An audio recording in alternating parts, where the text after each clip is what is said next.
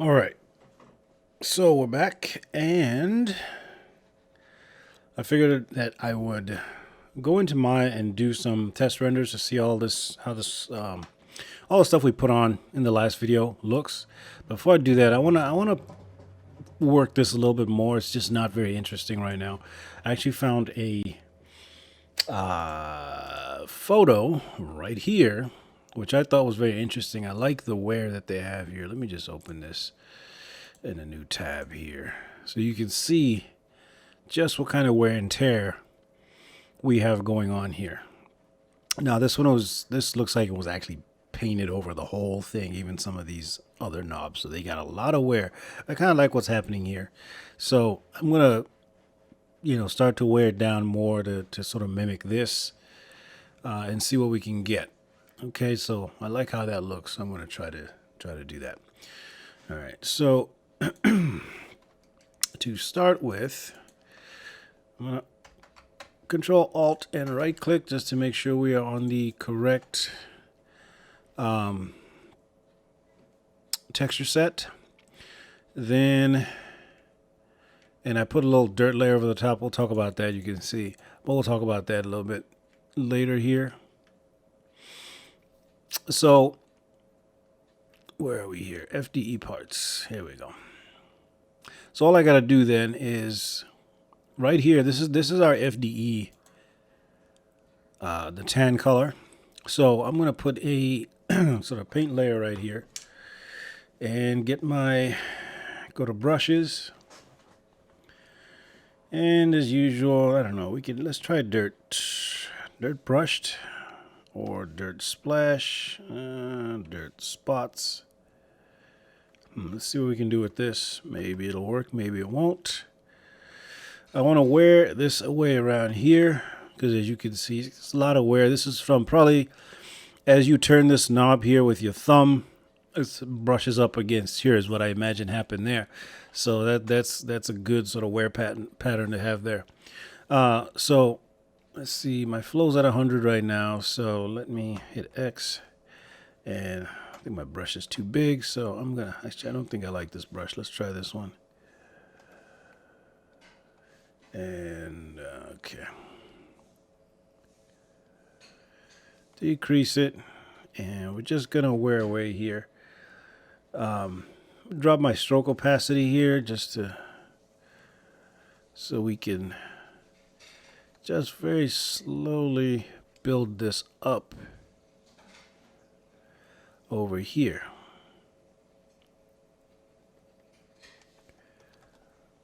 Okay.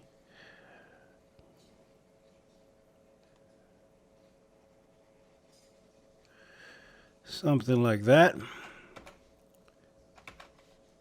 So that one's got damage all the way in here. Now I want to make sure, let me check my settings here. I've got angle jitter, flow jitter, size jitter, so that's pretty good. Position jitter I don't really want because I don't want it jumping around too much. And I'm going to turn my opacity back up here. Okay, having those jitters on helps to not make it look hand-drawn, because it just randomly changes some of the settings there, rotates the stroke, etc., as you go. Okay, so that's pretty good. I mean, we could just take it all the way to here and start to wear away some of this stuff. And you could always, remember this is non-destructive, so you can always just hit X to invert your brush and you can bring it all back. So very nice workflow there. Okay. And notice that I do have a little bit of height on there. 0.05 gives this some dimension there. So let's go back to our paint and maybe add a little bit more here.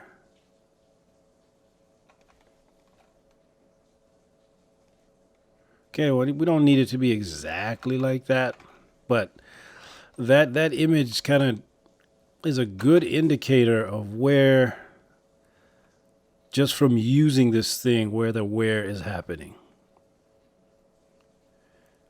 Okay, so you don't have to try to imagine it. You could actually literally see it.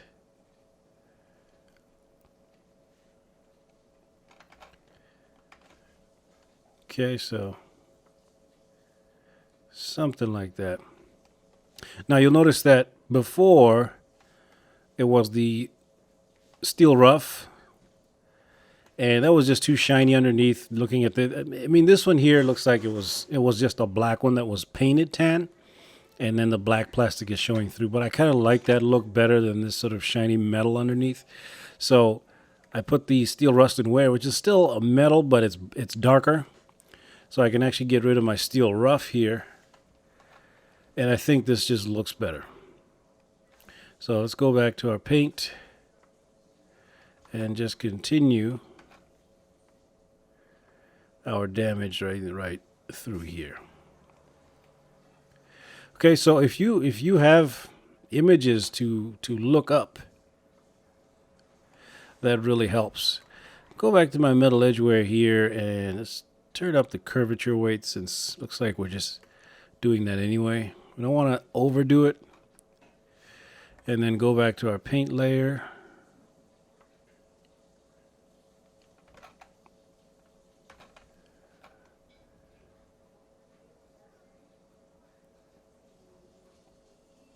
Okay, you just leave little things like this right here. So you're not just wiping the paint away completely everywhere. If you want, you can drop the flow of the brush a little bit, just so that it doesn't just completely decimate everything with every stroke.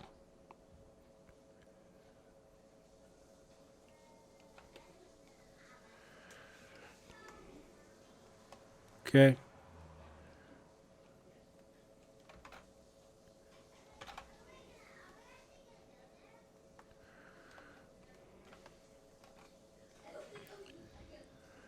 And just kind of go to random spots. Now I want to look up top here. I want to look around this knob. So it doesn't look like there's much damage going on around the knob here just from it being used. There's definitely some wear on the knob itself, but I guess as the user is turning the knob, he's not really bumping up against this area here. Same deal here. It doesn't really look like much is going on there. And of course it is now auto saving. So while it's doing that, let's go back to here and let's see what else we got. So this is painted all the way down to the mount here. If you can see that they actually have the exact same mount that I have on there, and they painted that. I don't want to do that. I just want to keep that one black. And you can see just how much wear is going on here in this little cap here. So let's see, are we done? Yeah, we're done. So what we can do is start to think about that here.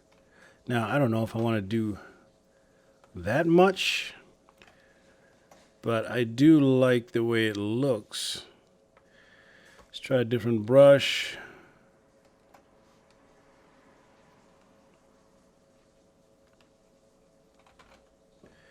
Okay. And it looks like it just all the way around is just peeled away at the edges here. So maybe I don't want to just have it be super uniform all the way around, but I might just start to peel away at some of these edges. I don't think I want to just do it all the way around, becomes too uniform. So I'm going to just pick different areas to do it in. And actually, I guess, so if I'm going to do that, I want to make sure that I chip the paint away there. And to do that would be to come to, here we go. Go in this paint layer. And then, there we go. You can see that that's eaten into that now. So it wouldn't make sense for the paint to be peeled away, but this decal on here would be still over the metal. That wouldn't make sense. So you got to make sure that you take that into account. So let's go back in this paint layer and just keep beating this up around the edges here. And there's another spot where I need to get rid of some of that paint.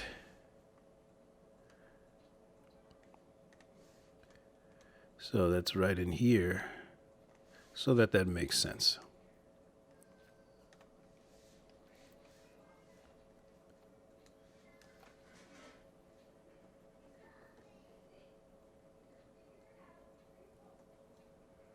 Right there. And, you know, again, you can see how this is like completely stripped right here. I don't know if I want to go that far, but let's see what we can do here.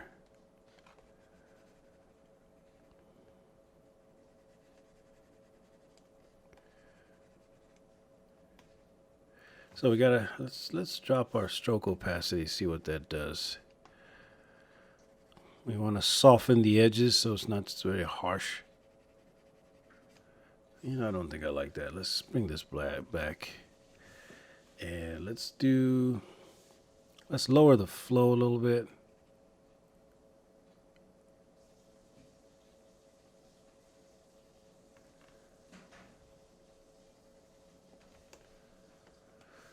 Okay, I don't know. I don't know if that's too much or what. Let's maybe get some of this right here.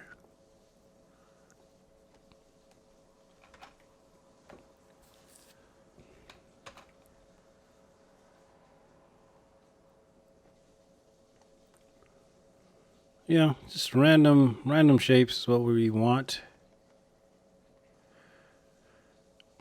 Really helps if you have a graphics tablet. I do have a Cintiq to my right, but honestly, my little Huion, I remember what the model number is. I tend to use it more just because the screen that I'm working on is a 1440p screen, so I got more resolution on that than I do on the Cintiq, which means I have all this real estate here that I can use, whereas when I put on the Cintiq, everything is smaller, I got less room, so I actually ended up just using this.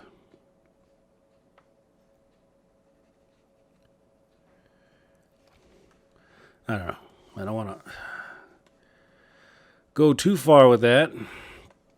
So let's see what else here. Maybe do some wear right in here.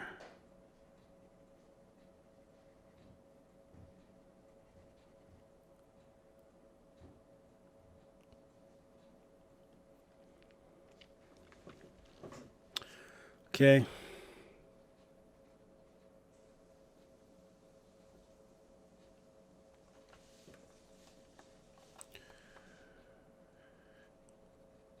Just a little bit there. Yeah, I don't know. I don't know if I like all this here. So go X and maybe just reduce this. I think it's a little much.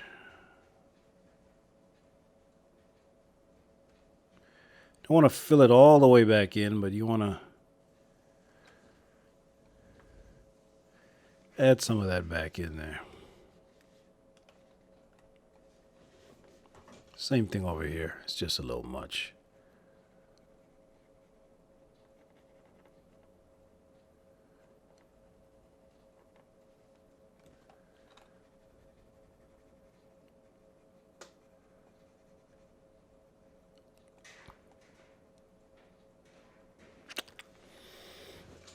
Let's see.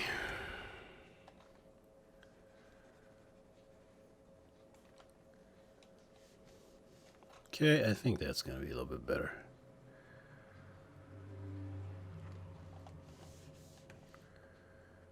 Okay, so the site has taken some beatings, apparently.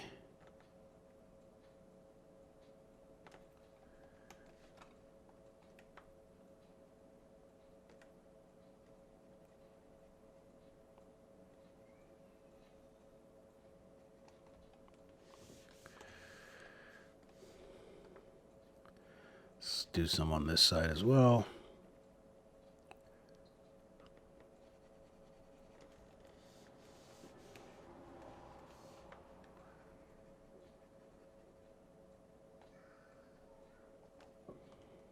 Okay. We could be at this all day, so I don't want to take too long on it. Gotta know when to cut it off. It's very easy to just keep going and going and going and going until you have something that's like way, way overdone.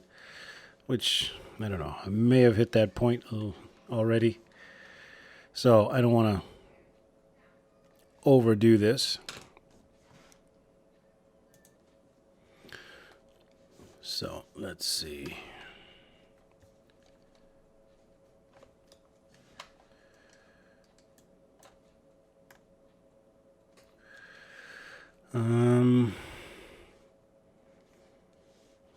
Yeah, I don't want to overwork it, so oops. Let's get rid of this guy here. I don't really like that. So I think now would be a good time to go into Maya to look at some of this detailing that we've done and see how it holds up. Some of the engraving and whatnot in there, and see just how that looks in Arnold. So I already exported them, but now that I adjusted this site here, I need to re-export 1002. So just like we did before, all you got to do is go to export textures, and I need to disable everything except 1002. And if you check the list of exports, you'll see that it's only doing 1002. So we can then export, and it remembered my settings from the last time, so I don't need to mess with any of that. And this should be pretty quick since it's only doing one. And then it's done. So now I can close this. And I'm going to go into Maya, and I saved this file. So all I need to do, I don't need to recreate the texture again. But if you did, again, the way that we do that is under Substance, Apply Workflow to Maps. Select multiple maps, and it should propagate and fill in the 4 maps: base, color, normal, roughness, and metallic for you. And then when you hit Apply, it's going to make this node network. So what was that? I need to then just reload. I'm just going to reload all these file nodes here. I think it might do it when you hit 1. It might just do all of them automatically, but sometimes it doesn't quite work, so I like to just do them all at once. Just do them all individually, and then I'm going to take my base color and I'm going to generate a preview. So that way, let's give it a second here. The texture should then pop up. Yep, there we go in the viewport. Now, yeah, so you can see that work we just did here is now on there. Okay. Let's then go in Arnold, open render view, and you know what? I'm going to hit save on my substance file just so that it doesn't keep auto-saving every so often. So, and then I'm not going to move anything so that there's no new changes to save, and I think then it won't auto-save. Okay, so let's turn on this render right here. And I got to remember to, well, I guess we'll see. And let's give it a second. It's probably still saving in Substance. No, it's done. Oh. All right, let's give it a second here for Maya to come back. I shouldn't have switched over. And then just looking at this, I can already see that this is very plain. This is, you know, all this damage up here, and there's like nothing here. So we're gonna have to do something about this guy right here. I'm gonna beat him up a little bit. Okay, so we're rendering finally here.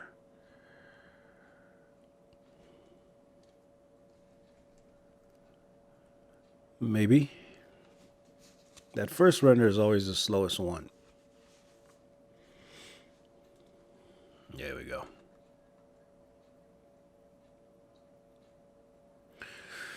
Okay, so what we're looking at is some of this extra damage that we added to the black parts here.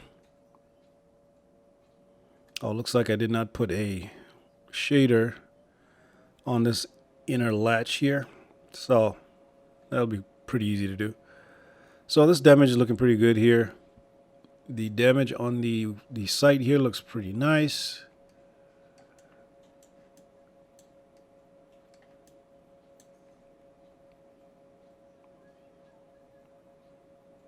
Yeah, it's not bad.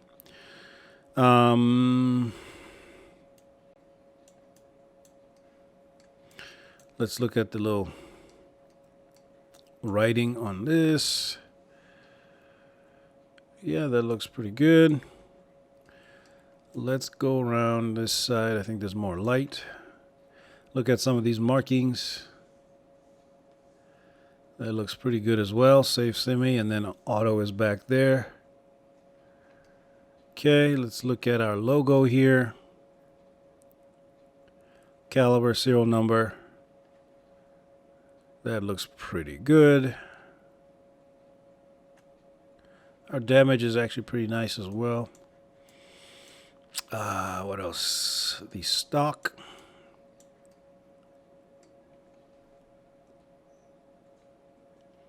Okay, so yeah, sometimes I will render right in Substance with, what is it, iRay or whatever it's called.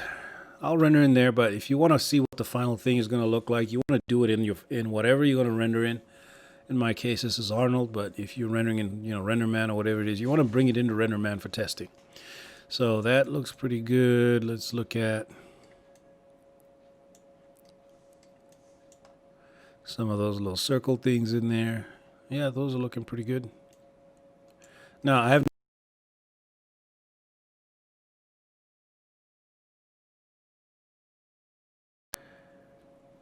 see how this is faceted, but once I hit it with a smooth, it should be good. Let's look at the other side.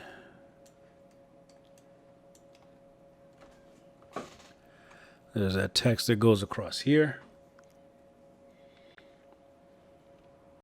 Looks pretty good. So overall, I'm happy there. I still haven't done the back of the butt pad like I was going to. I will get to that at some point. So it's still pretty smooth over here. I keep looking over my screen just to make sure my face is not covering something that I'm trying to show you here. What else do we do? I can't remember. Oh yeah, we had the safe and semi and auto on this side. And yeah, you can see them there. Looks good. Yeah, I think things are looking good. And then we had the writing on this front side here. Okay. So, so far I'm happy. I'm happy with this. I think it's coming along nicely. Still quite a bit of work to do to really get it. And we still need to do a dirt pass. You can see if you look real close in the corners of these rail sections, see how that's brown and dirty. I did do an actual dirt pass on this, but we need to do that for the whole gun. Then we also need to do like where the if you've been touching this a lot and you've been running around the dirt and the sweat and whatnot, you're gonna leave dirt marks. So we need to do things like that as well. We still haven't tackled the switch here. Got to finish up the light bulb. So still plenty of work to do. But I think we're off to a pretty good start.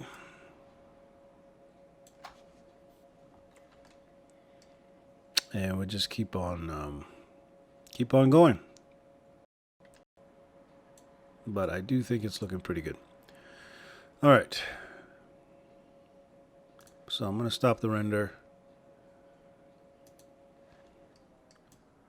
And that's looking pretty nice. Of course, you can use different HDR maps as you like to get different lighting conditions and just see how it works. Okay, so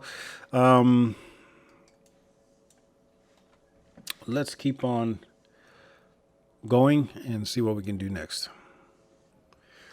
Okay, so continuing on with some of these decals here. I want to do the light. So just like I did with the other parts, I just went into Photoshop and made some decals here. And again, putting them all on the same image. That way I don't have a million images, just have the one, and then I can bring this in as an alpha and use this for stencils. So if we look at, where did it go? So just looking at the actual light itself. Okay, so we see we got that Surefire Scout Light logo. We have Caution Hot Surface. We have this Hot Surface logo here, which coincidentally is in Substance by default, so that's convenient. What else do we have on there? We have over here, just make sure that you guys can actually see what I'm seeing. Yeah. We have over here the website address. So I don't know if I'll use this one because I'm using a different tail cap, but we'll see. Might put it on there just to add some detail. Yeah, and that looks like that's pretty much all the text or logo that's on there. It's just the hot sign here, the logo itself, and then potentially the website address. So simple enough. I just threw that on there, and I made this is only a 2K image. I didn't feel like I needed it to be bigger than that. The logo itself, just Google it, download it. The one I found was red, so I simply desaturated it, then raised the exposure till it went to full white. You know, you can use curves, you can use levels, whatever it is you want to do. So yeah, I didn't feel the need to show all the Photoshop work. It's very simple. This is literally just text. Just found a font that looked close enough, and I just typed it in there. Same with the Scout Light, because I got the logo, and I just put in the Scout Light. That's as far as I need to go with that. So yeah, I didn't bother trying to do the Photoshop stuff because it's pretty straightforward. You could do this in pretty much anything. You could probably pull this out in Microsoft Paint, no problem. So if you don't have Photoshop, not a big deal. You can get GIMP. You could, so many different ways to create images. Okay, so now let's go back here into Substance, and what I'm going to do is bring that image into Substance as an alpha. And again, I'm just going to put it in the rifle project and import it, and there it is down there. Okay, so let's hit F6 to go into orthographic and rotate, hold down shift to flatten out. Now you could decide where you want that logo to be. I don't necessarily want it to be straight on like this, because that looks almost too fake, I guess, if it's so perfectly on. You see, especially this front bezel here rotates, so this could be anywhere. And then the logo itself, just looking at the different pictures, a lot of times it seems to be up top more. And this one is on the side if we use the little connector for the rail here as reference. So it looks like it varies. So the easiest way is just to do it straight on the side like this. But I want to maybe rotate. I'm trying to rotate without going side to side. I'm trying to just rotate down, which it's difficult. I don't know if there's a shortcut to constrain. Yeah, I don't think there is. So just trying to drag straight down. Then I'm going to, now I need to make so here's my light folder. I have a folder with all the light textures on. So I'm going to put it in here. I'm going to put it beneath our dirt. Now this is rust. Let me just call this dirt just so it's less confusing. That's that dirt. You can see it in the crevices there. I'm going to put this below the dirt. This is very important, obviously, because you want the dirt to settle on top of the logos and stuff, not beneath it.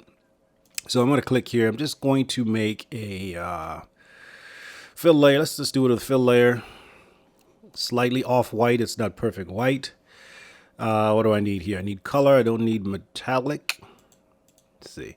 I don't need metallic, and I don't need height. Well, I'll leave that. I don't need opacity for sure. I'll leave the height in there for right now. Then I'm going to apply a black mask. Okay, so we'll just call this decals. So the black mask is on there. And then I need to come down to stencil, drag that image onto the stencil, which is going to pop it up here. And then we can simply pan things. Now that obviously my logo here is just too big, so hold down S, right click to resize that. And we have to decide how big we want this to be. So again, with S, maybe make it a little bit bigger. Again, let me just refer back to our, you see it sort of fills most of this span right here. So that's what I'm going to try to do here. So S and drag downward. So something like that. And I could just position here. And I'm going to control right click drag to the left to shrink my brush. And again, I don't really need an alpha on this brush. So I'm just going to click here, which will just make it a square, as you can see, because I don't need it to be feathered. And we can just paint this out, making sure we get all the logo and not going too far. Okay, so that's on there now. Let me go back into orthographic and see what that looks like. I think that looks pretty good. Okay, you can see that it's not perfectly on that side. It's sort of up and around a little bit. Okay, let's make sure that it's the right orientation, and if you imagine this rotated, that is correct. Now and for some reason this escaped me before, but I just noticed that this is just an outline of the logo. So I totally messed that up, and I swear I looked at this logo for a couple hours and somehow that escaped me. But and I know it's gonna bug me if I don't fix it. So I'm going to go right back into Photoshop and let's see what we can do here. So we have, where's the logo? Is it? That's the one. Okay. So let's see what we can do. So it is transparent where there's no pixels. Let's just put logo in here. So what I can then do is let's put an exposure on there. I don't know why the hell I missed this, but anyway, can I just, send it to black with the exposure, and then I could double click the layer over here, right? This is how this works. Double click again, there we go. And what I'm gonna do is just put a, where is it? Stroke, right there. I want a white stroke. Wow, and I want the size to be, you can decide how thick you want that stroke to be. I want it to be visible. If I make it too thin, so about 8 seems good to me. Okay, so easy fix. And then I'm going to save my Photoshop file. Then I'm just gonna save out a TIFF file. I like to use TIFFs. They work pretty well. And let's replace that one. No compression, and there's no layers. There we go. Okay, so I mean, that kind of looks nice, but again, it's going to bug me that it's not correct. So now I don't know how to remove these from here. I'm sure there's a way that I just don't know yet, but whatever. We'll leave it in there. And then just drag in the new one as alpha, and then into the, there we go. So in here, I'm just gonna Control Z to undo that. And again, let's go into orthographic here. And again, just, well, let's line up again and then rotate, something like that. And then put this in the stencil. Okay. Now, one thing before I actually start to, let's go back here. The roughness of it, if we want the paint to be slightly shinier, we can just drop down to maybe 0.2 roughness, just to give the paint a little bit of shine. And then go in the mask again, and then in the stencil, drag the new image on there. And then Let's put that centered a little bit. Okay. And then again. Oh, someone. Okay, there we go. Get that. Okay. Hit F5 to get out of that mode. To get into perspective mode. There we go. Now that looks right. So easy fix. You see it's a little shinier, so the shine is a little bit different on there. Okay. So pretty nice.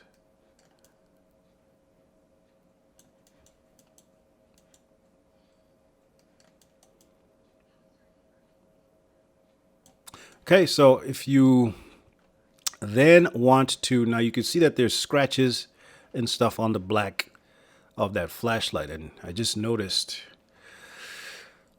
that this, let me shrink this down, that this scratch right here just sort of stops abruptly there. So easy fix.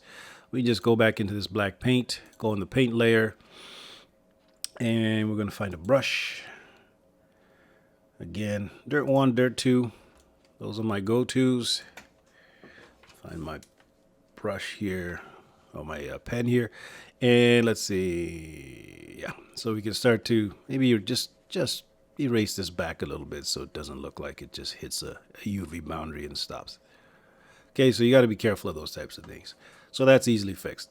Now we go to the decals again, and we need to put a paint layer on there. Nope. Paint. Okay. So, you know, you can see that I got a scratch that goes all the way through here. So I need to, and if I'm on the wrong, see, I'm painting, I need to erase. So hit X, and that'll erase some of this all the way through this scratch. Okay, so you have to be real careful with that. You can't just slap a texture over the top of that covering up the scratches, because that won't make it look like it was painted after it got scratched, which is obviously not going to make sense. Then there's other areas in here just to beat it up a little bit.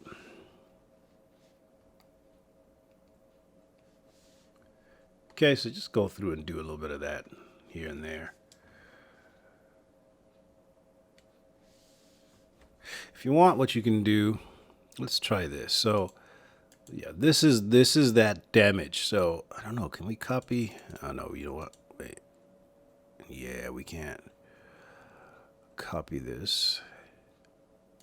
So, I am still pretty new to Substance, so I'm sure there's ways to just copy that mask into that guy over there so that you can just automatically get the same wear.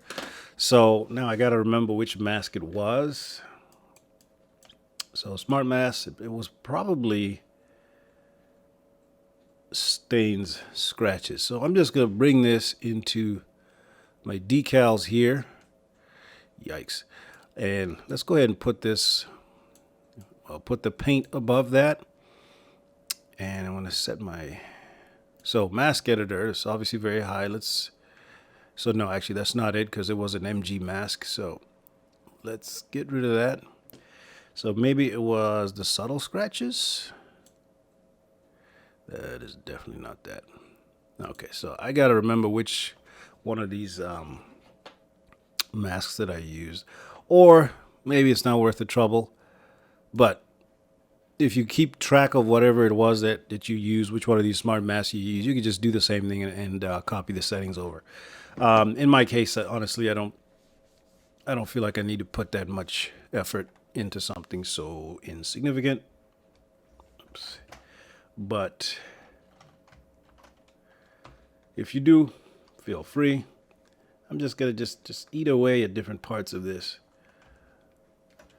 just to show that this light has been sort of beat up a little bit here.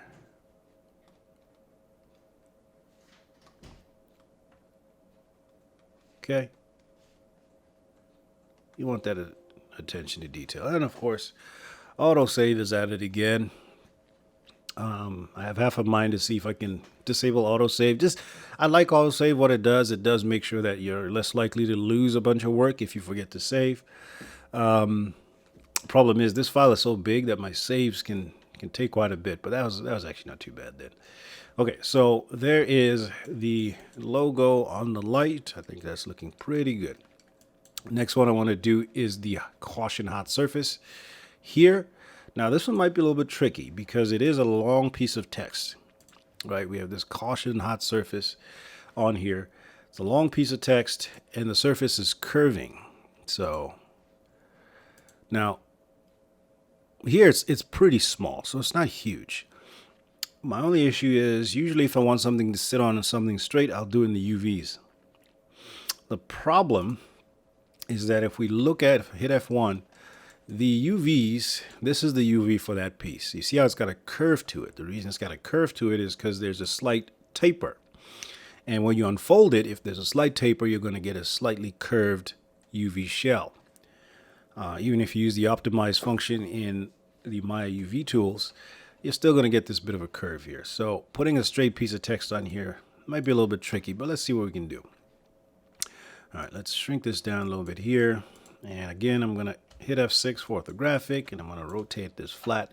So for this one, I guess it doesn't matter. I might rotate like that.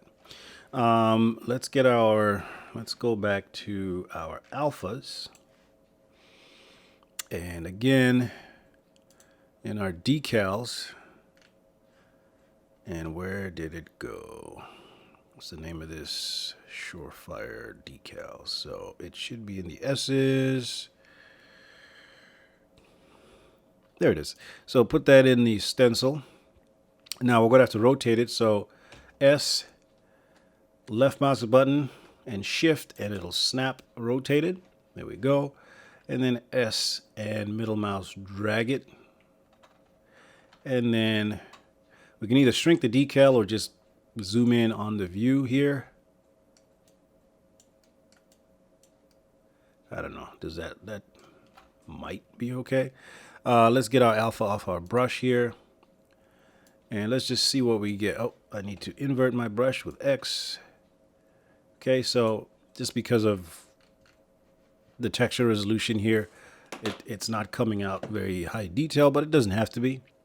So let's see what we got here. And let's go into perspective, see if we have any visible distortion, which we don't really. So that's actually all right.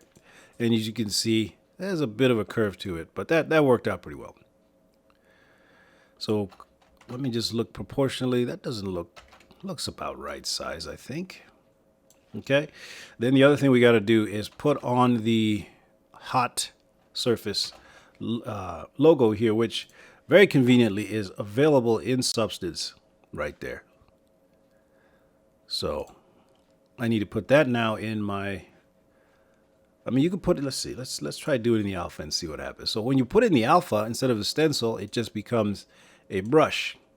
So obviously I have to, let's see, control and left mouse, and let's see, shift does not snap it. So what I need to do is come in here and just say 90. Okay, and then hit F6. So there's different ways you can do this. Obviously you can do the stencil or you can do the alpha. So shrink this down, control, left mouse and drag. I'm sorry, right mouse and drag. And how big are we talking? So it's centered over the word hot, and it goes to just before the end of caution to just about the end of that S on surface. So if we enlarge it, something like that, and let me just make sure that we are snapped here. And the nice thing about doing it as an alpha, you can see it conforms. It sort of conforms to the surface. It folds along. It's on the tangent to the surface, I guess, perpendicular. So you can see that the orientation of it is very nice. So let's, I don't know, right about here. Oh yeah, see now I got jitters on there. I got a size jitter. I got to take that off. I don't want any jitters, no angle jitter, nothing. And I want my flow to be at 100%. Because I don't want it to be slightly transparent. I want it just 100% click. Okay, so let's go F5. There we go. Caution hot surface. Okay, And this image, I don't know, maybe a little bit further up, but I think I'm okay with that. Let's look at this guy here. Yeah, it just depends. Okay, see how quickly adding these things just adds a level of realism to this flashlight. Now the website address, I don't know. Do I want to use that? Surefire.com. Giving these guys free advertising. My videos aren't monetized, so I'm not profiting from using these images. Hopefully the companies won't have a problem with this. I'm kind of doing them some advertising here for free, so hopefully they're not going to have an issue with it. Again, I'm not monetized. I'm not making money off this video, at least not right now. So hopefully there won't be too big an issue. All right, so there we have that. I don't know if I really want to do that or not, but just for at least just to see what happens, let's go. Just turn off the alpha. Go on the stencil and drag this guy on here. And make sure we're in orthographic.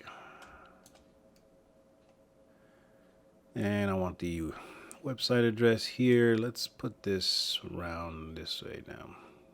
There we go. And there. F5. So get rid of stencil. Nah, you know what? I might leave that.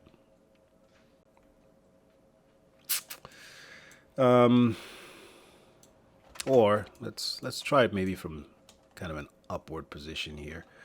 So let's try that again. Get our stencil. Move this over. Oh, hit F6 for orthographic. And there. Okay. F5. Okay, so just like before, go in the paint layer with a brush. Dirt 1, whatever. And on invert it, so it's black. When it's white, it means it's adding. When it's black, it's removing. So X. And I'm just going to sort of tap over the top of the text here to just beat it down a little bit. And we didn't do the same. I mean, there's not really that much surface damage here, but there's a little bit over here. So let's get that. Maybe a little something there, a little something there. Okay.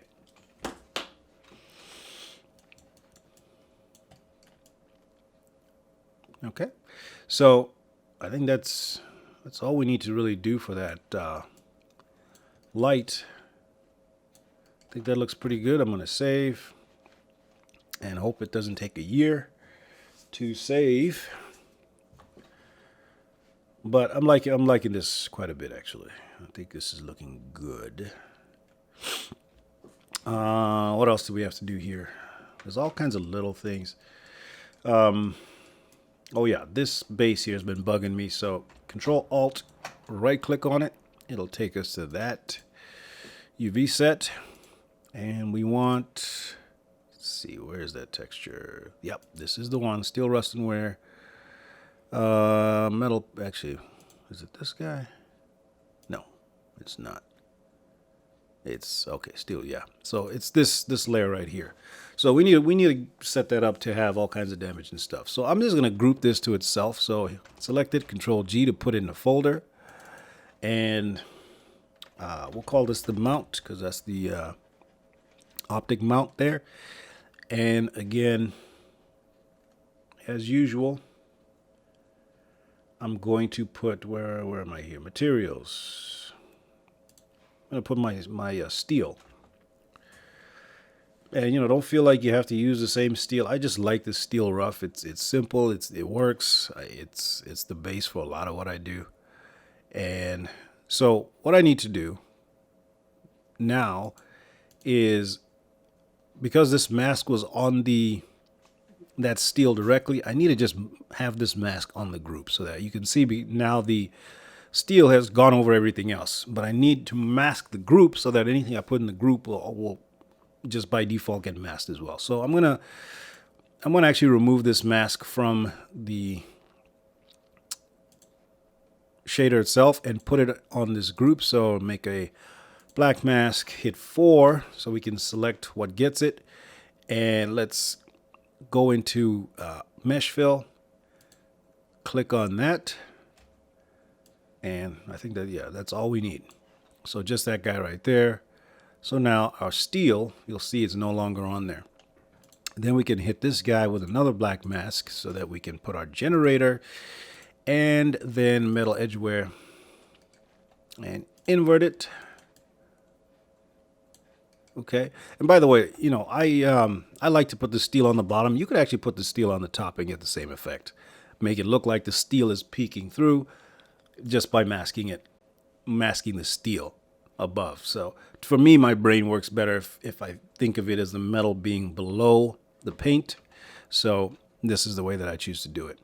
So let's drop the curvature weight so we're not getting such a perfect curvature there. Let's maybe increase our grunge a little bit.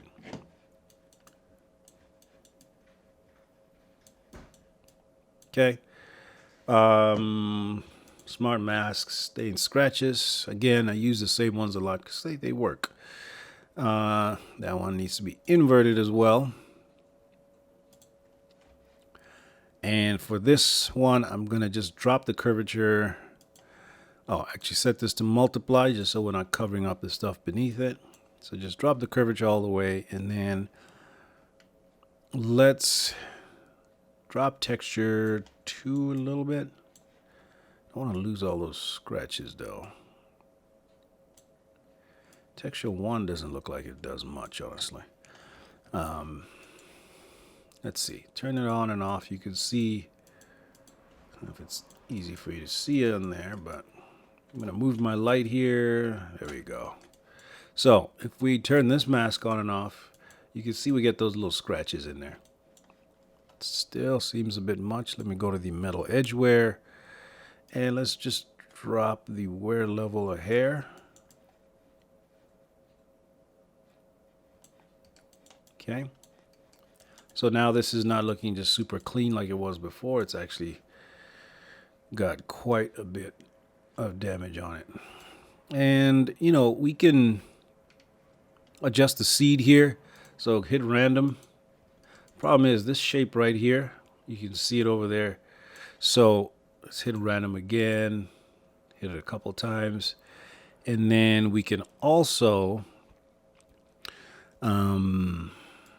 scale the grunge, so make it bigger so that it doesn't repeat so much. Okay, maybe bring back a little bit of this curvature. Okay, so something like that. Now, I feel like we need to transfer some of this to our thing right here. So the FDE parts, our mask is right here. Yep. So we need to, I'm going to take that same stains and scratches and put it in here.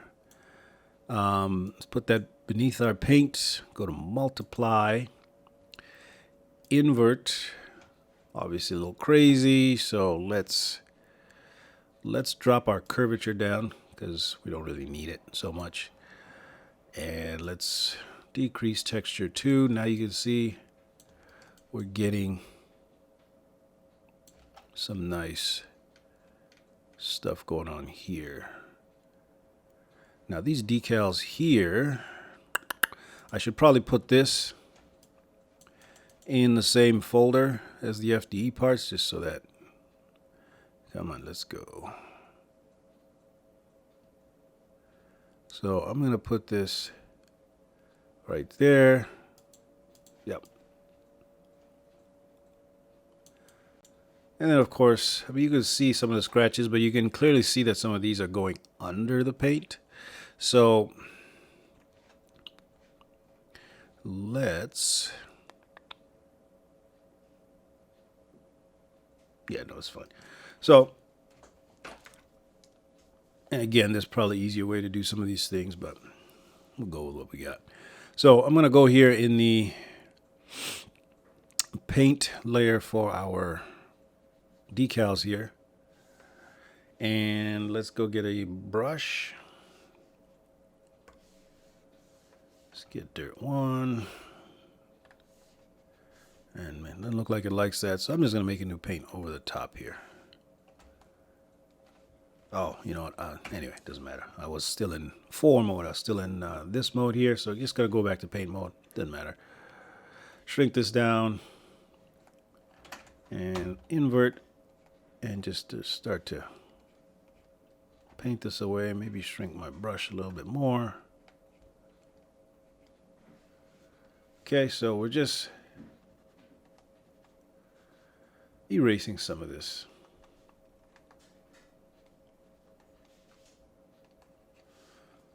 To account for some of the damage here.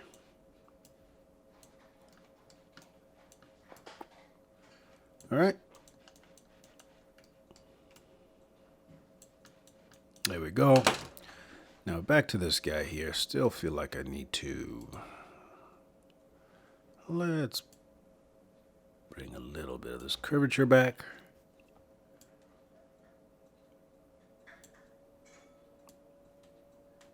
Increase the amount of grunge.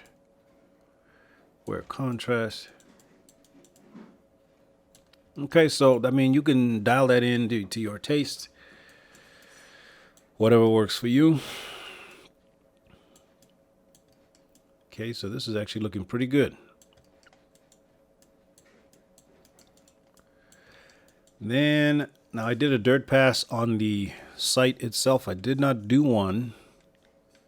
Actually, did I? Oh yeah, there it is. This one here, I can't tell what it's on here. Is it on everything? Let's turn it up just to see. Okay, so it is on everything. So we can just start to do. That's a little crazy. Little much there. Let's bring it back a little bit. Okay, so that's just going to just, well, you know, when you see the dirt right in the corners in here, I think that's just giving it an extra level of realism there.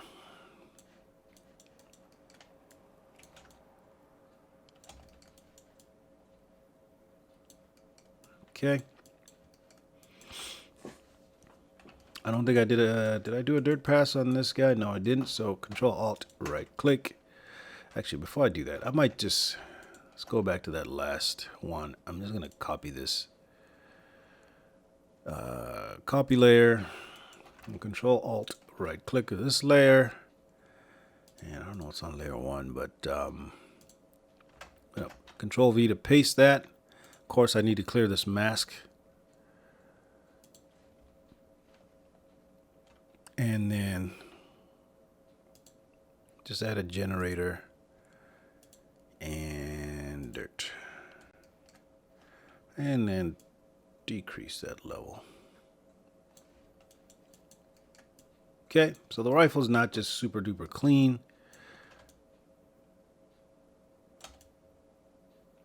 There is some dirt buildup in there.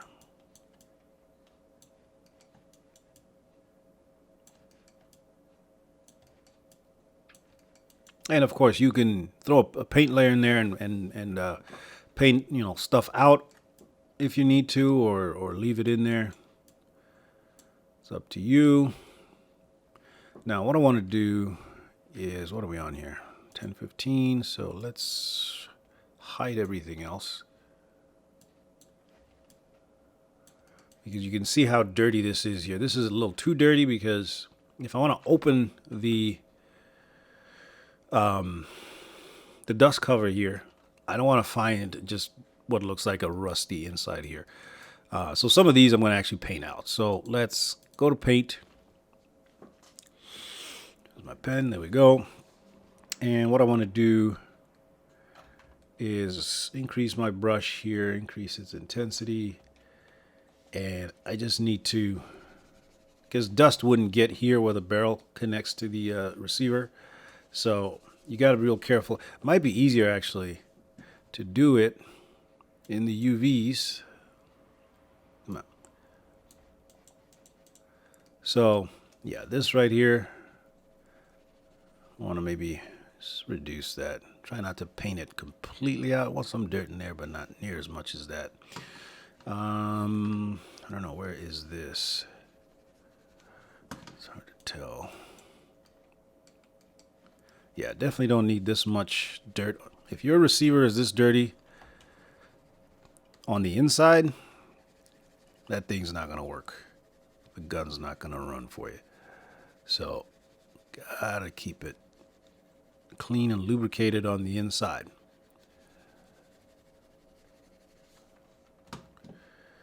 Okay. Seems kind of dark. Let me see if I can find a better light HDR than this one. I don't know. Give me something here. Give it a sec. Did that work? Huh. Maybe. Or you can actually just raise the exposure so you can see better. Got a weird glare on my screen, so it's hard for me to tell. Okay. So hopefully you can see this. But I'm just erasing a lot of this dirt here. This is just excessive. And then, of course, these areas that are underneath things just tend to just get completely covered in that dirt. So it doesn't really matter because that site is going to be up there. This is more for my own peace of mind here. Where is this part? Let's just clean these off. Right here.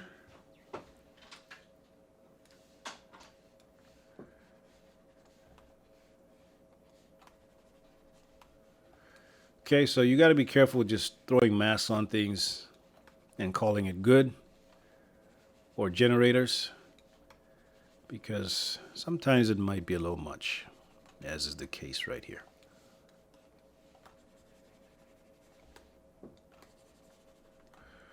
And texturing is a very personal process. You know, I might do it one way, but you might want to do it a different way, which is totally how this works. So you do it whatever way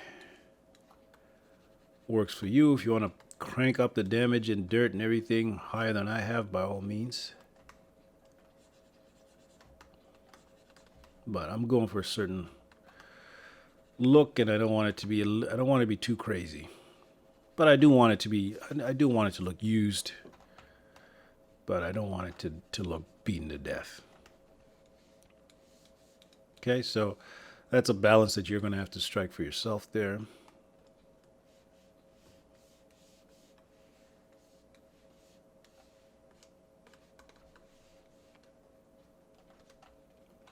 Just keep that. Okay. Well, let's do this surface right here.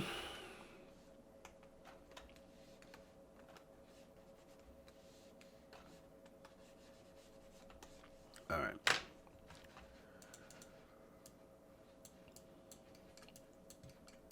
Okay, so it's dirty, but it's usable. I'm going to drop my flow down a little bit just to wear down without completely removing some of this surface dirt.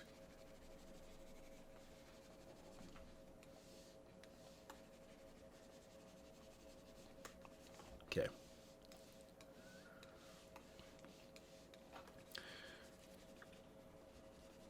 There we go.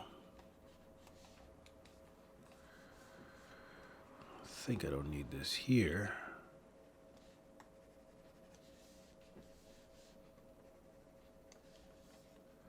Okay, so the ability to go back and forth between the UVs and the model is really nice. All right. I hit F2 to get into full screen 3D. Okay. Let's bring everything back.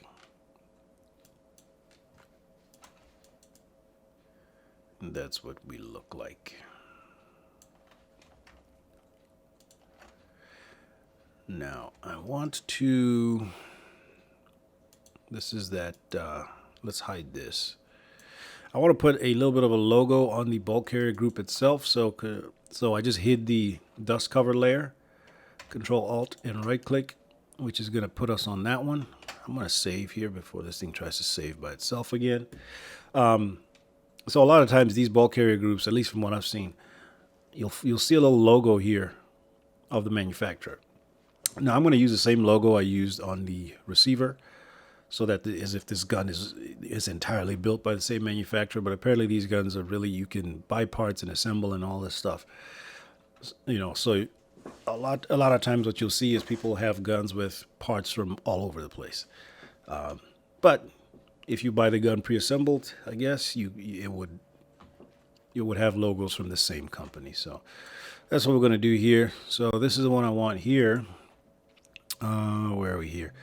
So in the BCG layer, bulk carrier group, below the carbon, I have my nickel here, which kind of want to shine a little bit more.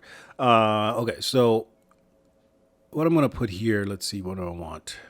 Let's go to fill layer, and then we'll call this logo. Oops. And we want this to be sort of darkish gray. And it's going over the whole thing, but that's okay. We're going to add a black mask right there. Then we're going to go find that logo in the alphas,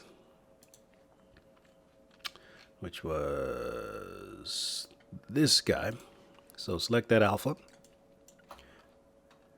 And I want to just stamp it on right here.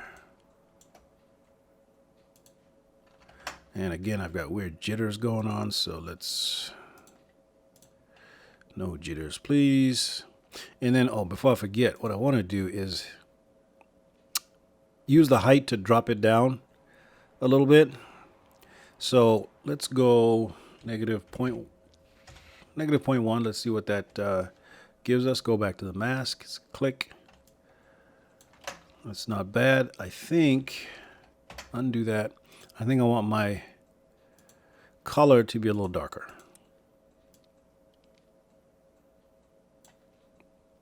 And I think we need to go down. Let's try 0.25. Go back in the mask.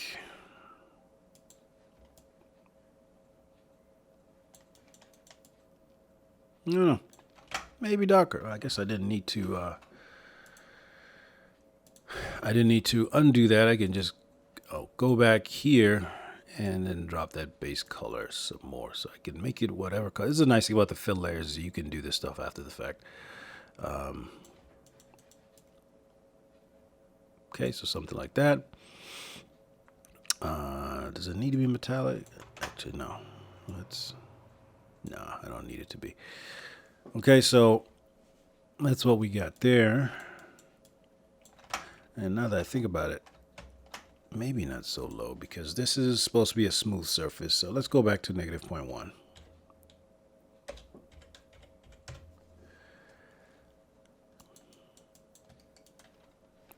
And then mask and click.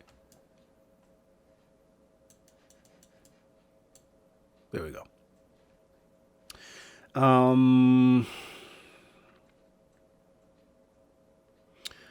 Trying to see here if it's worth the trouble. If I can find a convenient shape here. Usually there's a couple grooves in here that this piece here is called a forward assist. So this thing has got a thing that pokes into here and hooks into some grooves on the bulk carrier group to help push it forward. I didn't model them in because I didn't feel the need to, but it's the kind of thing you could probably get away with texturing if you really wanted, but you know what? No, I want to leave it. I'm just going to call this good as it is. It's not really worth the time. Okay, so 1003 is our cover here. I still need to do some stuff, so I'm going to hide everything but 1003 because we still need to get this guy right here. And for that guy, where's the texture for the... that's a castle knot. Huh. Oh, I'm in the wrong. Should be 1003. There we go. So, this is the text for those sites. Steel spring, metal parts. Is that? Yep. So, metal parts. I'm going to use my steel materials. I'm going to put the steel in there. So this is the dust cover group. I'm going to put this here. And I'm going to mask this. So black mask. Hit 4 and select this piece. Right here. Did I get it?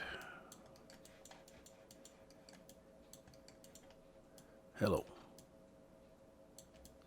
Okay. Oh, did I not include that? Okay, so I'm going to move this out then. I don't think I included it in the folder. There we go. So we'll just mask it outside of the folder right here. Maybe in the steel, just drop the roughness. No, I'm sorry. Increase the roughness. Okay, so this is a very small and significant piece here, so I'm not going to spend too much time on it.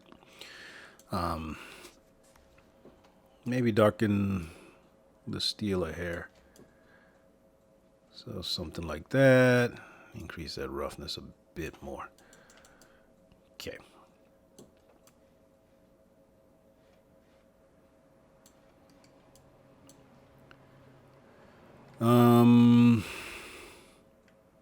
So the dust cover itself, just from this metal edge where I can see these shapes, which I missed before. So what I can do, first this gray seems a little light. So let's darken that even more, create more contrast. Let's go in here. And again, smart mask.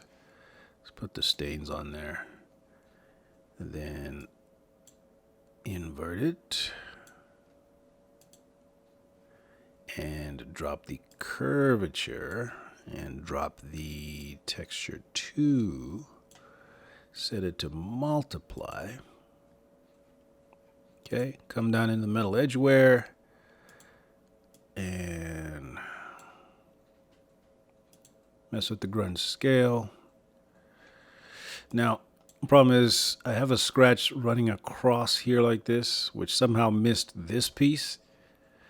And then is not going to be on the upper receiver. So here what I'm going to do, I'm going to go in this here and I'm going to go down to texture 2 and I'm going to hit the random seed. So that's probably a little bit better. And I can come into paint, hit 1 to be in paint mode and go pick a better brush. And what I'm going to do is the stuff that goes to the edges here, I'm going to hit X. There we go. Something like that. Now this doesn't seem very shiny, so we can... Oh, because I put the roughness on a grunge map. Let's see. There we go. So we drop the balance down a little bit just to add a little bit more shine to it. Okay, so let's see what we got.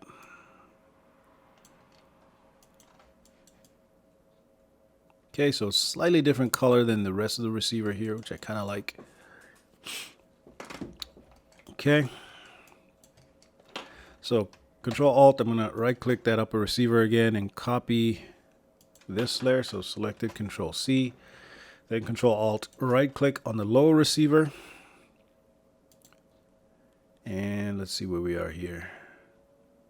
So again, what I want to do is just go to the top really, and at the top of everything, Control V to paste that layer. And I need to clear my mask, or just clear the mask, and then put that generator on again. I think I need to clear the mask anyway, and drop it down. So dirt level down pretty low. You don't want to overdo it. Okay. So we have dirt in little places like that, but nothing. See, this is nice right here. The dirt snuck in there and in there. And of course, throw a paint layer on there if you need to. This one doesn't look as bad as the other one.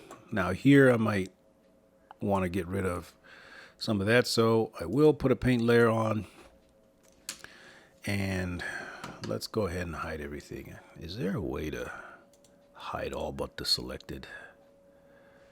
Let's so 1014 is the one I want. So what is this here? Is this solo? Ah, look at that. All this time. Learn something new every day. Okay. So again, these areas that are really crazy is because they're underneath something. And I believe the ambient occlusion is what's used to generate these sort of darker areas.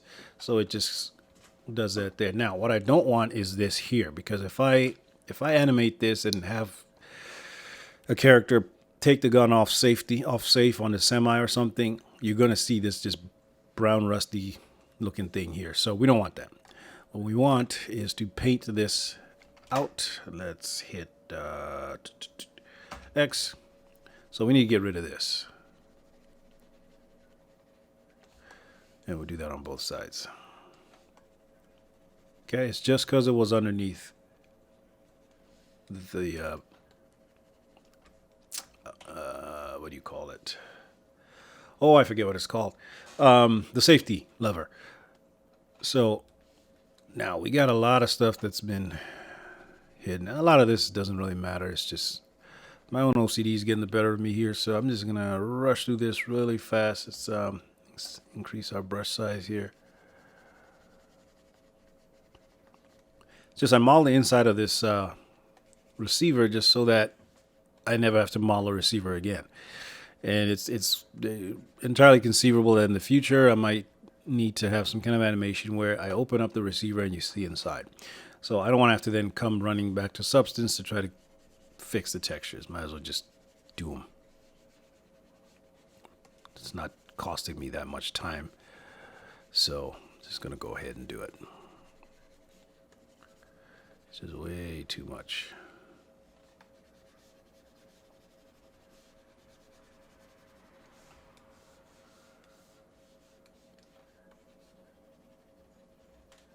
Okay, you don't want to erase it all. You want to keep some of it, but you don't need it to be so extreme.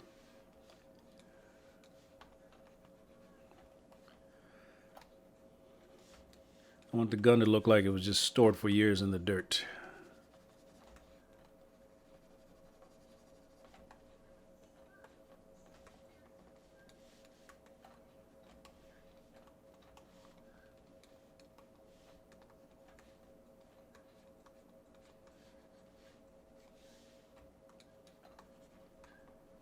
Okay. There.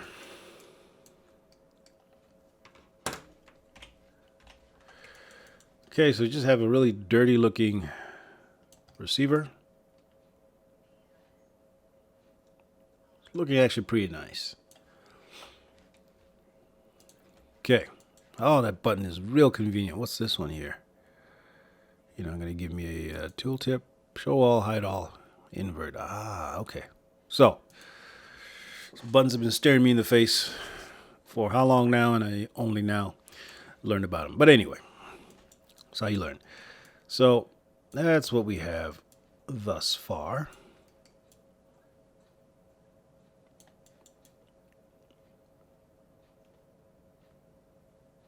Okay. While we're here, I'm going to save, and then we can run it through IRA just to get a rendered look at this rifle as it stands thus far. One thing I do notice is just the overall roughness is really high on these. So I'm going to come down here to the gunmetal here, click over here, and metal roughness. Let's drop it down here. There we go. Now we got some shine to this thing. It was just looking really matte. I mean, it is dirty, so you don't want to make it too shiny. But see how there's just depending on your light, the angle towards the light, you see the difference between these two. So I'm going to Control Alt, right click on that one. Let's do the same here. And notice I didn't take note of what the actual roughness number was because I don't want it to be a perfect match. I want it to be slightly different. There we go. Now we're catching light a little bit better. Let's do the same with the rail. Control Alt right click to go there. Open up our gunmetal, take our steel. This one is actually pretty shiny already. Okay. And I use the same steel rust and wear for all three of these parts. It makes sense for the upper and lower receiver to sort of match. Sometimes they don't if you use different manufacturers. But this rail, say it was made by some other company, so I'm going to adjust the color a little bit, maybe make it a little bit darker, just so there's a variation there, so not everything is so perfectly similar.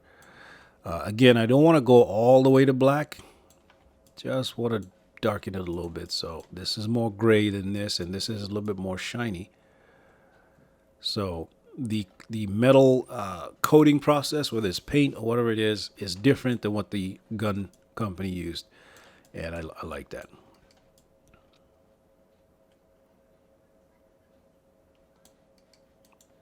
Okay. So there we go. We have our dirty gun. This is shaping up.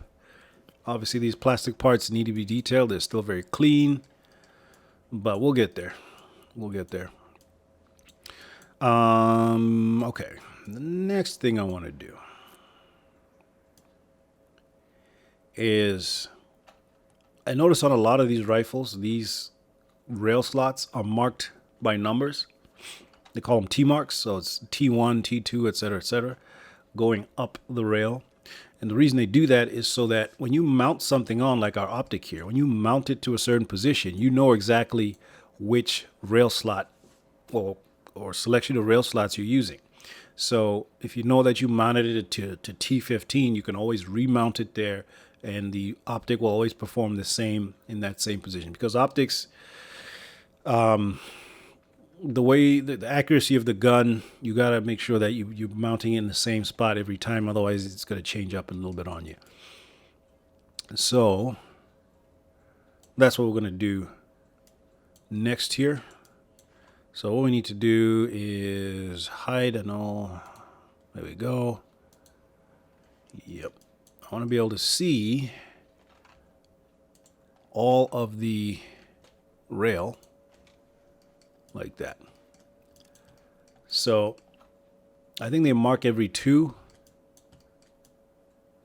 And again, this is going to bug me. So Control Alt and right click on the rail here.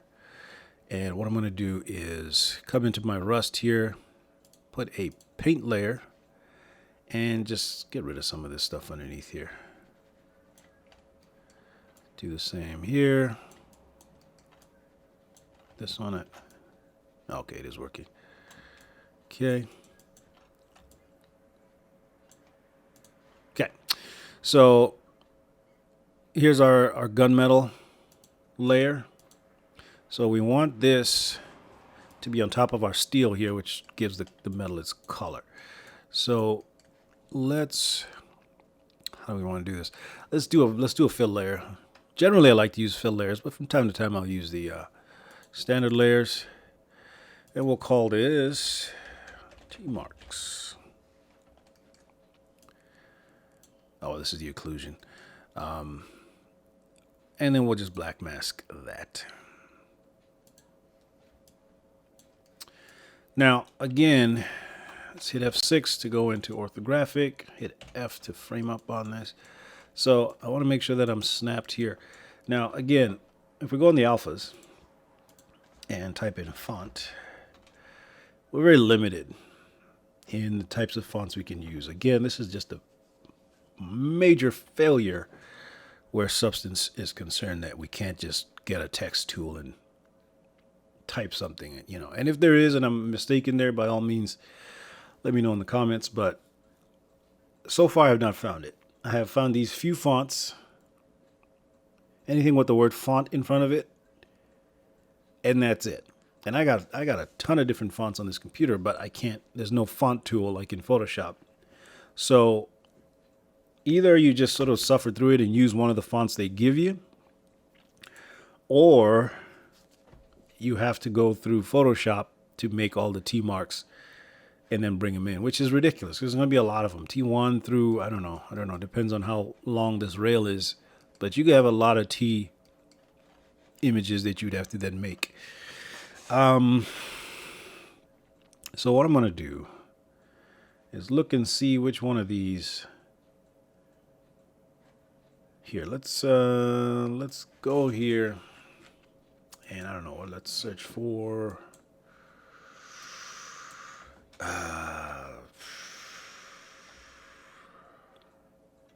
gun rail T marks. There we go. So this is what we're talking about right here. So it starts at T2. T1 is the first one, then T2, 4, 6, and then once you get to the rail, it usually will continue those numbers. So let me see if I can find one that is from on the rail, not just on the receiver. Maybe.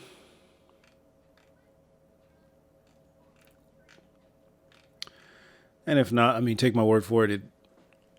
Now, not all rails, as you can see, some come with and some come without. I like the detail of it. I like that, you know, that there's that little bit of extra detail there. So I want to put it in.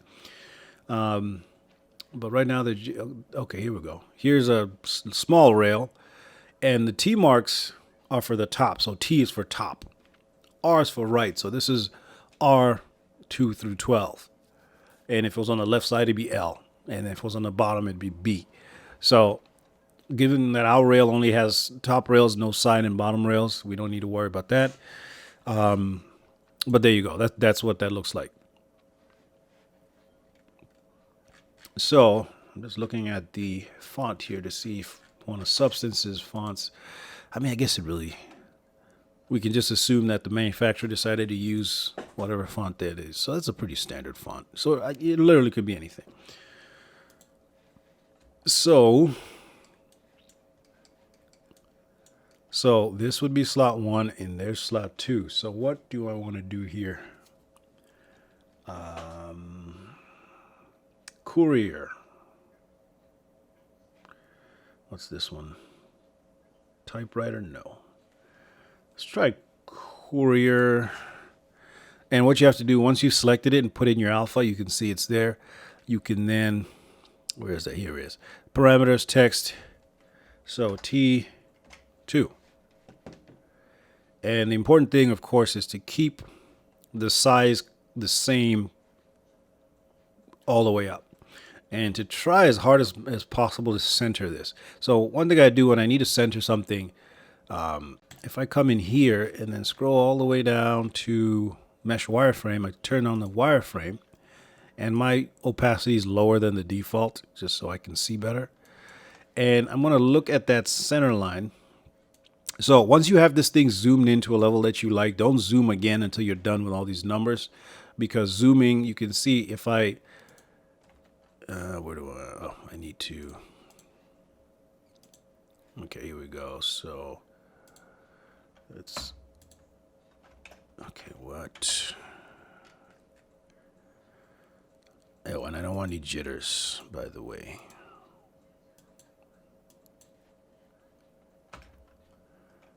So, why?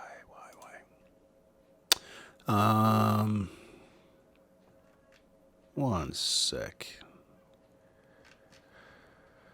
So we're in our mask. Do I need to have a paint? Let's put a paint layer on there. And I'm not kidding. It's probably something so silly. Yeah.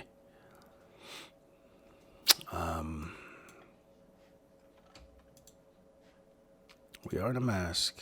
It's a black mask. Paint. So as usual, it was something silly that I should have caught but didn't. So the reason that it wasn't working is because I'm on the wrong texture set. I start out on the rail texture set, but then I actually need to start the numbers on the upper receiver. So that's why I'm on the wrong. So, you know, live and learn. So let's go back to our fonts here. I had to take a second to figure that out. So where is it? Text. We want a T. Actually, see, I'm doing it again. Let's go to, I think it's 1015. Control Alt, right click on the upper receiver. Yep, it's 1015. So let's make that new fill layer and black mask on. I'm going to leave the other one where it was there because I am going to need it. But let's put a black mask here. We'll call this one T marks.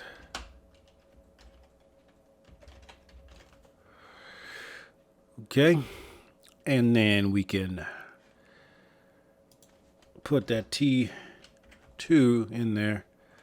And so let's get to a good zoom level, shrink our brush.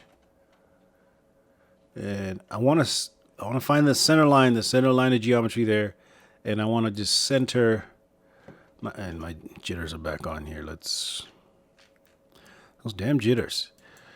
There we go. Zero those out. Let's just do a test. There we go. All right. Now we're back in the game. See? So again, don't zoom in.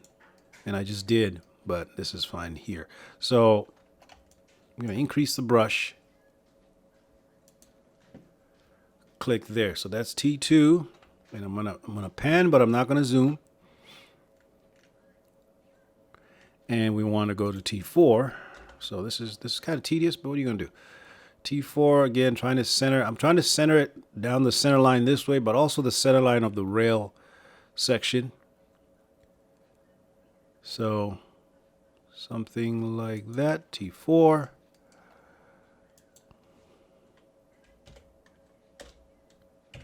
T6.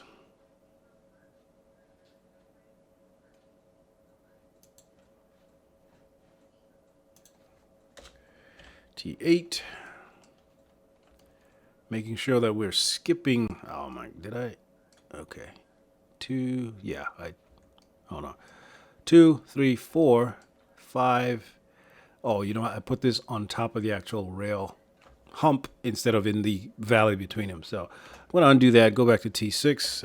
It's hard to tell from the this view here. So 4, 5, and 6 is this one. And then 8, 7, 8. And then 9. No, 10, I'm sorry.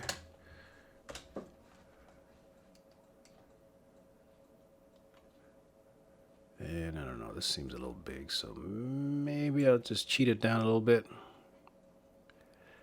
And this one, because it's longer, I'm going to shift over a little bit.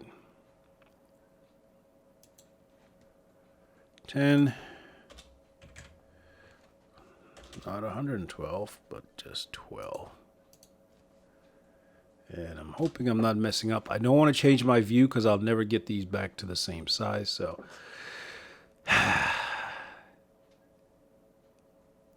yeah, I did it again. I totally did. So you got to pay attention. So let's undo 8, 9, 10.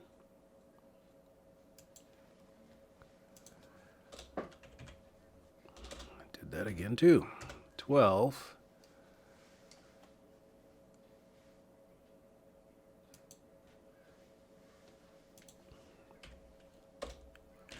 14. So let's see. Yeah, that last rail is actually wider, I think, than the rest. So let's see. Then 11 is here, which means that, and this may be wrong if you're really looking to be accurate, but it doesn't really matter. So 11, I'm sorry, 13, 14 would be here. So now we need to switch to this guy and go in the T marks here. So 14 would be this guy here if I've done it correctly. So 14, I guess we'll find out. 15, 16.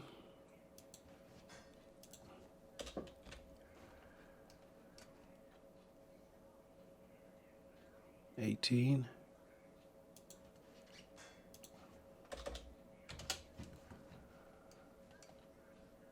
20.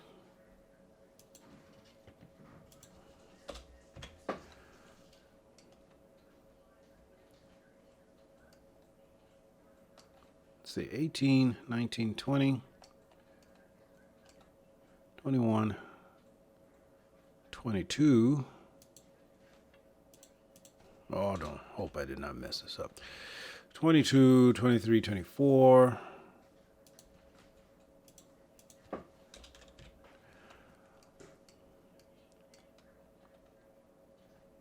25, 26.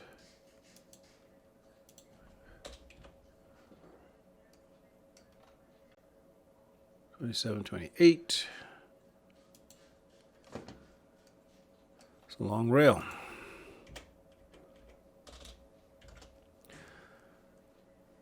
29, 30.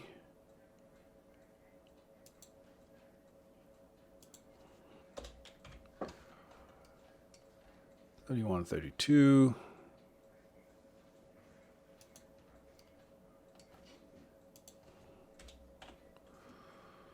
34, no, 33, 34.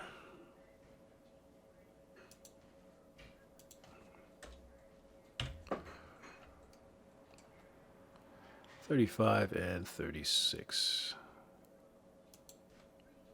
Okay. Moment of truth.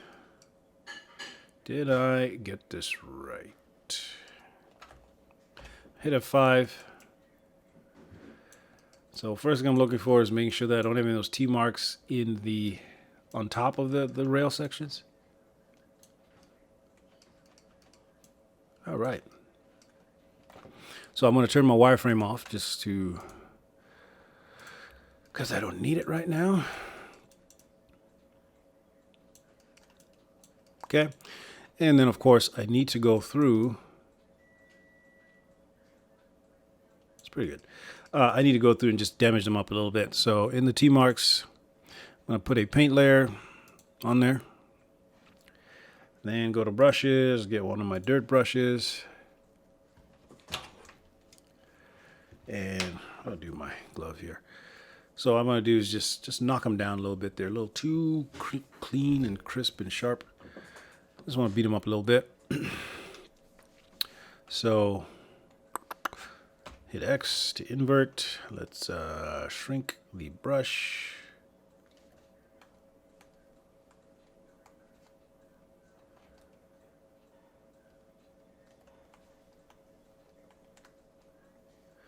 Okay.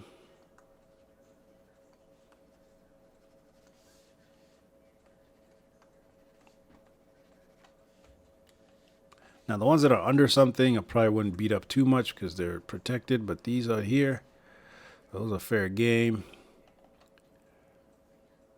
Oh, you know what I forgot to do is in the shader itself, I'm gonna just drop the height down a little bit.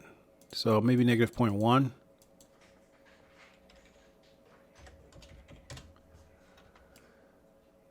Just so they have a little bit of indentation there, as if they were actually stamped into the metal and then painted over. I think that'll look pretty good. So let's go back in the mask in the paint layer.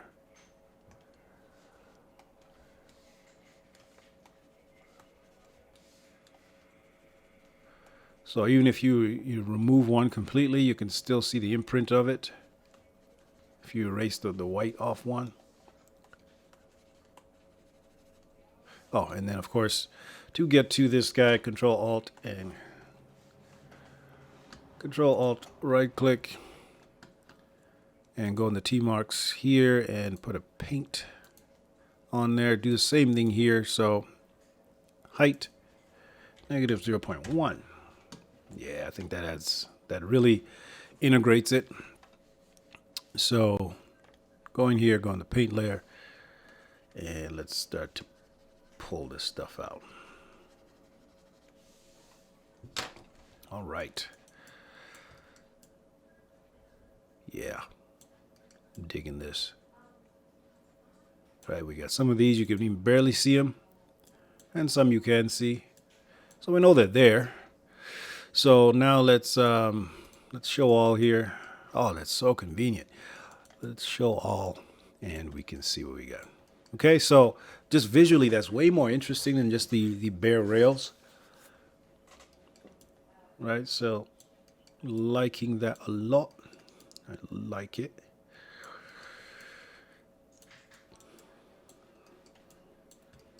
Yeah. Nice, nice, nice.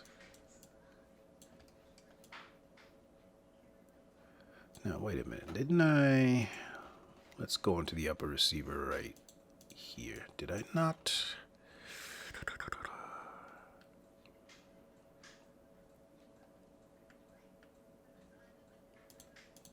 Could have sworn that I put a mark on here. Did I not do that? Or was it the other side? Nope. All right, so I'm going to do that.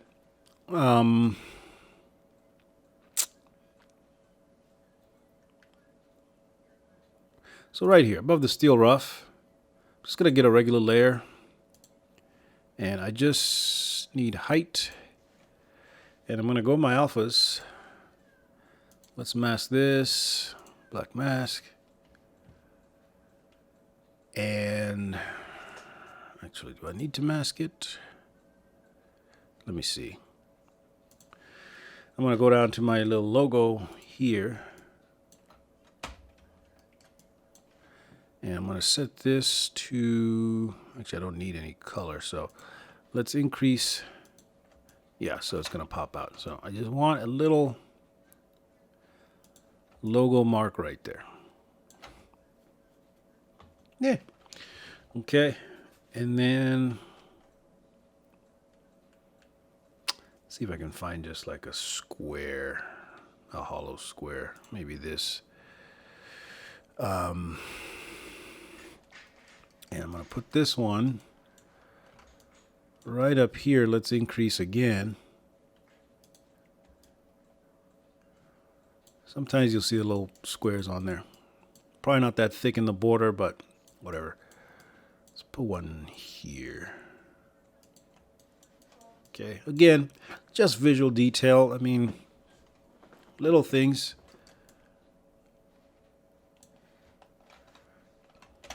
Save. Okay, so the metal parts are looking real nice. Still got to deal with some of this plastic stuff. But other than that, I think we're looking pretty good.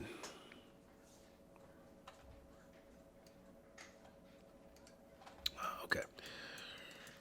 All right, so this video is getting a little bit long here, so I think what we got here is looking pretty good. So next video we'll start with a quick render test in Arnold and see how that's looking with all this new stuff that we've added in here.